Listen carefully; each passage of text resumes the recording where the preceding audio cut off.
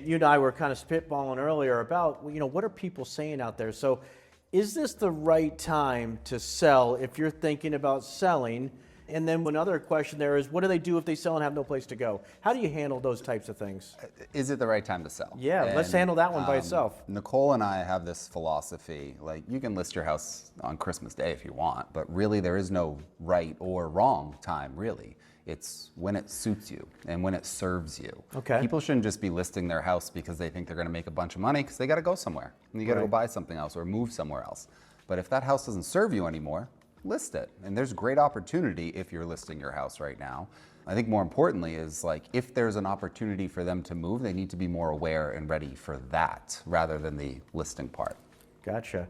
So I know that you guys have had some great tricks of the trade with seller rent back so that a seller can have a little more time to find suitable housing. And most of the time, I think the max on that is about 60 days. Is that still happening in this market that we're in right now? And how do you kind of explain that to a customer that wants to sell but isn't quite sure where they're going to go and wants to have that little extra time? I mean, we'd always rather start with subject to them finding suitable housing. And due to the complete lack of inventory, I mean, most of the towns here, we're in Bedford, New Hampshire, it's under a month. When we touch these other major cities that are just on this 93 or Route 3 corridor, Nashville, Manchester, Concord, all still under a month of supply, the seller has the power. So they're gonna receive multiple offers if it's pretty, if it's been taken care of, and if it's priced right, because that still does matter. Yeah.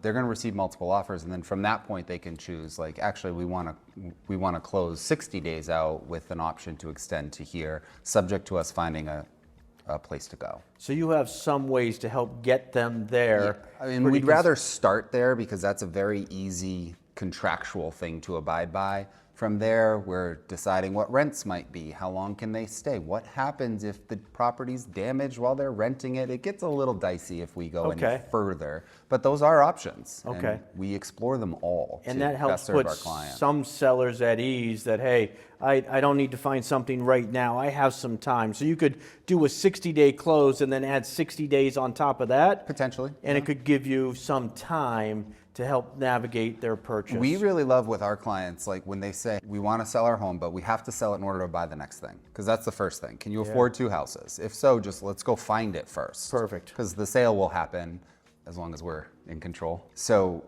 if they have to sell the house in order to go buy this next thing, we really want them looking at houses before they're listing. Because then they're getting a flavor, that learning curve that has to happen. 3 houses, 6 houses, whatever that number is, where they feel confident in what's available to them. We've had clients just say, never mind. Never mind. And that's okay too. Right. As long as their house still serves them, it's no big deal. Gotcha. But if you have a family that has 3, 4 children and just 3 bedrooms, it's not going to work. Right.